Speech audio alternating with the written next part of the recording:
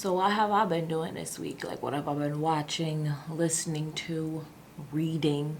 Well, on the 2nd, I finished Carol and Tuesday, which I told you guys I started around Christmas Eve. I finished it on the 2nd. I just really loved it. I miss it a lot because, and I've been trying to like find more anime series to watch because that's like all I want to watch now is just anime. After I've seen Carol and Tuesday, it was just so light and just fun. That's like the best thing about animation, and that's why I love it so much. But anime is just different. Like, it just always seems adventure like to me. Like, they just all seem like a Studio Ghibli film. So I think it maybe took me a week to watch it, a week and some days. And yeah, I missed it. And I cried. It ended. It ended, and it ended on a high note, but also a pretty somber note. It ended like a type of We Are the World singing session between Carol and Tuesday and some other musicians on Mars. And it was just very lovely, and it was very redeemable. Like, all the characters from the beginnings of the show came back to sing about their plight that they went through throughout the series. And it's only been 2 parts. I don't know if they're going to continue it. I don't think so, because after doing research, like, this is a show that's been around for years and that Netflix apparently just picked up. So if they haven't made more, I don't think they ever will. And that is something I've noticed about anime, as I'll talk about the other ones that I've seen, that they have a vitality to things.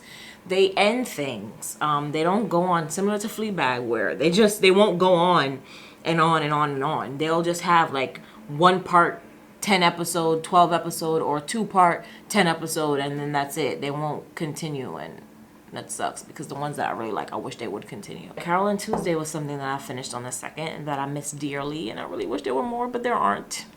But I will be looking for more anime to watch. Another thing I started watching on the 2nd was The Loudest Voice, which I started watching because I told you guys this. I saw Russell nominated at the Globes, wanted to see what he was nominated for, watched the trailer, saw Seth MacFarlane in the trailer, and decided I was going to watch it. I watched the first 3 episodes, or the first 2.5 episodes, and then I stopped watching it.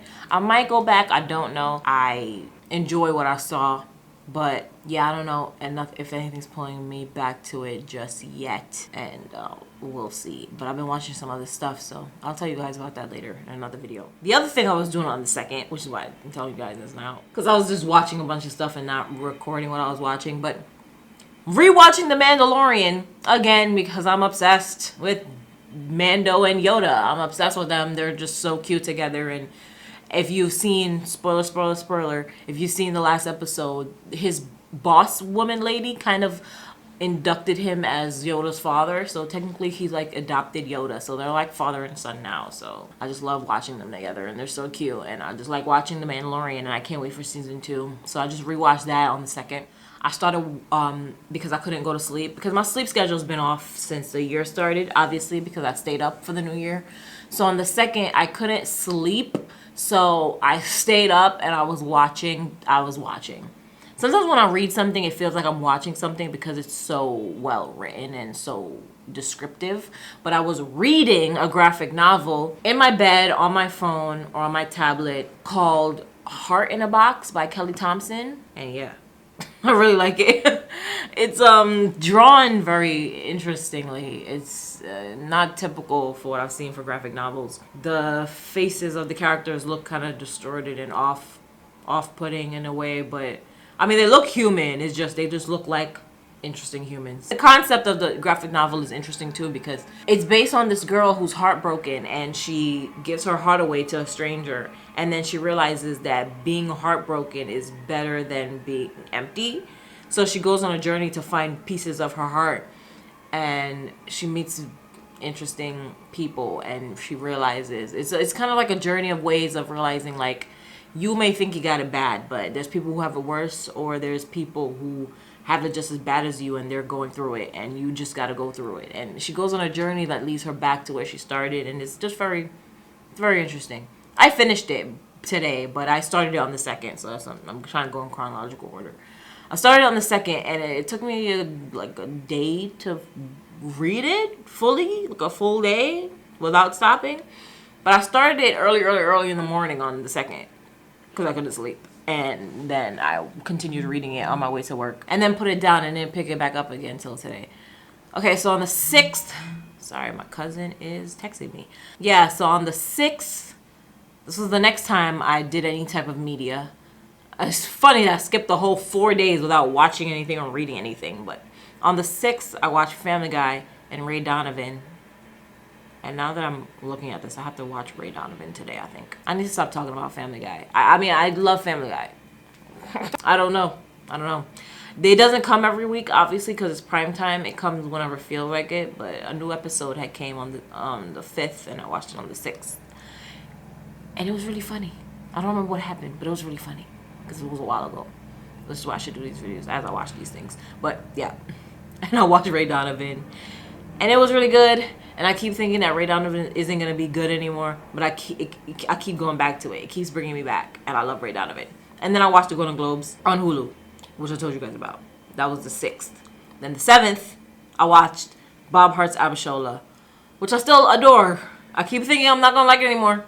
Still love it. No, I don't keep thinking that. I just keep thinking that the cheesiness is going to wear on me. And I'm going to be like, oh, I don't like this anymore. It's like way too cheesy. Like I can't. But I still really like it. So, yeah. And I watched Portrait of a Lady on Fire on the 7th, which was beautiful and very wholesome, quiet, and just relaxing to watch. Yeah, Portrait of a Lady on Fire, it's very pleasant and soft and quiet. It's therapeutic, to be honest. Like, I'm watching it and I'm just very relaxed. It's a very relaxing film. It's beautiful. In the same way that I said Shadow is like a moving graphic novel, Portrait of a Lady on Fire is a moving painting. Color just really pops off. The cinematography is just very well lit. It's just very beautiful. The blues, like of the sky and the water and the waves and the colors of these women's dresses, like everything just pops, and their faces are just well lit and just, I was about to say well drawn, because they just look painted. They just look painted. And I just love the way they talk too. I love the way they talk to each other. The dialogue is neither modern nor old-timey. It's just poetry. Everything they say and the way they act makes me feel like I'm reading a romance novel. Which, funny enough, oddly enough, they read a romance novel in the movie. And they talk similar to the book that they're reading in the movie. That's how they talk. That's how I hear it. That's how I feel when I'm watching it. And yeah, I love Portrait of a Lady on Fire. It's very relaxing. It's so beautiful and calm and just sweet. And these two characters, you feel for them. You want them to be happy, and you want them to be together, and you want them to just live freely in the way they are and who they are and love who they are. And I want them to end up together, but similar to Moonlight, I just hate the way that, I didn't hate the way it ended. I love the way it ended. I hate the way, whenever I watch any of these movies where there's a same-sex relationship and love is involved, it always ends badly. Moonlight, Call Me By Your Name, Blue Is the Warmest Color, Brokeback Mountain. It's never a happy ending. It's never we're together and we're in love and we're together, and they show it, like Moonlight, they were together, but they didn't show them, you know what I'm saying? So we don't know what happened. It's like, I just wish they were together. I get very invested in films like this. Like, I want to see y'all together. I want to see y'all happy. I just want to see that. But the directors never want to show it. So yeah, it is what it is. So after I watched that, I took a shower and I wanted to listen to some music while I was in the shower. So I was like, what new music is out? Like, I haven't been listening to any new music. Like, what's happening? Usually listen to so much music. Ever since last year, there's no new music. Am I just not finding it? Do I just not know where they at? So I went to the Needle Drop channel, because I usually, when I'm looking for music, I just go to him. Like, he's my source for music. So I go to him and I see that he did a review on Harry Styles' new album, Fine Line. And I was like, oh yeah, that's right. Harry Styles had a new album. I saw him on SNL. I saw him on SNL promoting it. So I go on Spotify and I play it, and I go in the shower. And I'm listening to it in the shower, and I'm like, this album sounds pretty damn good. I like this album. So I came out of the shower and I replayed it, or it was still playing, but I replayed it and was really listening now. Because when you're in the shower, you can hear it, but you're also hearing the shower. So I'm hearing it as I'm cooking and doing my housework stuff, and I'm like, yo, this album is kind of good. Like, I really like this. And I always did like the sound of Harry's voice from when I first listened to his first album, because I never listened to One Direction shit. Like, that wasn't for me. But I listened to his first album, and I really liked it. And I'm listening to this one. I really like this one. So I was listening to that on the 7th, and I really, really, really, really like it. I really like it. My favorite track on the album is, what's it called? I've been listening to it on repeat. That was Kendrick. I listened to it on repeat, but my favorite song on the album is "To Be So Lonely," which Fantano actually said in his review that that's the song that sounds like Caribbean influence, which makes sense why I would like it. I didn't realize that until he said it, because I'm Caribbean. I guess I'm not peaking the Caribbean vibe sometimes in songs, but he said that song has that, so it makes sense why I love it so much and why it's my favorite. But the other songs that I like on the album are "Watermelon Sugar," "Cherry," "Fine Line," "Golden," "She," "Sunflower Volume 2," and "Treat People with Kindness." So those are the 8 songs. 3, 4, 5, 6, 7, 8. I also like "Lights Up" too. So I like 9 songs. I like the whole album. The whole album is great, but I got 9 favorite tracks out of the 12. So yeah, listen to Harry Styles' "Fine Line" if you like that type of music where he makes like poppy, alternative, rock, folk music, kind of. Like, I don't know what genre you put that in, but that's what he makes. And I fucks with it. I like it a lot. And then on the 8th, I watched Erased on Hulu. Erased is a 12 episode, 22, 24 minute episodes anime on Hulu that came out in 2016 that I just found out about. Because like I said, I'm looking for the animes. And it's on Hulu, and it's dubbed in English. They have the subtitle one, but it's also dubbed in English. And it is so damn good. It's so damn good. And like I was saying before, it's only 12 episodes. Like, it's not this long thing. It's a technically a mini series. I can't even call it a season 1 because there's no season 2. It's just the 12 episodes of this one story. And I love it so much. Similar to what I said about A Silent Voice, that A Silent Voice should have been a series instead of a film. This should have been longer. And it was great. It was perfect. It was perfect with the 12. It was perfect the way it ended. It was great, but I still wanted it to be longer. Now, what is Erased about? It is a anime that came out in 2016 about a young man who can go back in time and change his past to change his future. Sometimes he fixes tragedies. Sometimes he stops them from happening, things like that.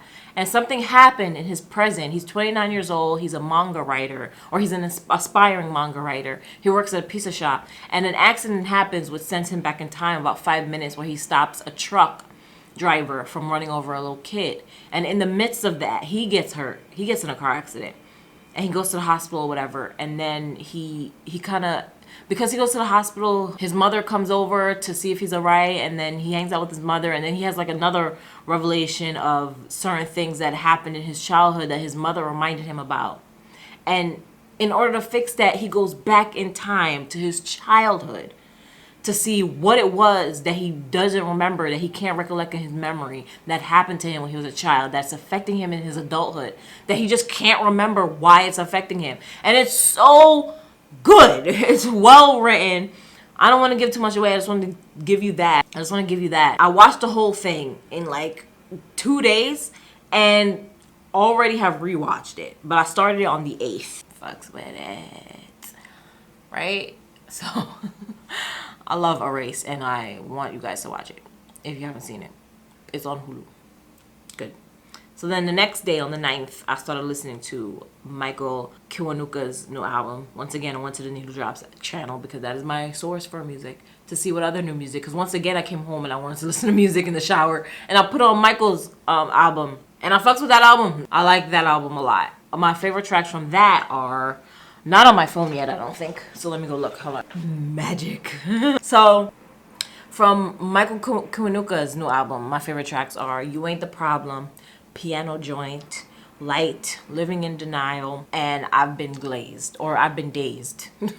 Yeah, and I like the "Piano Joint" intro also, along with the main track. Yeah, really good album.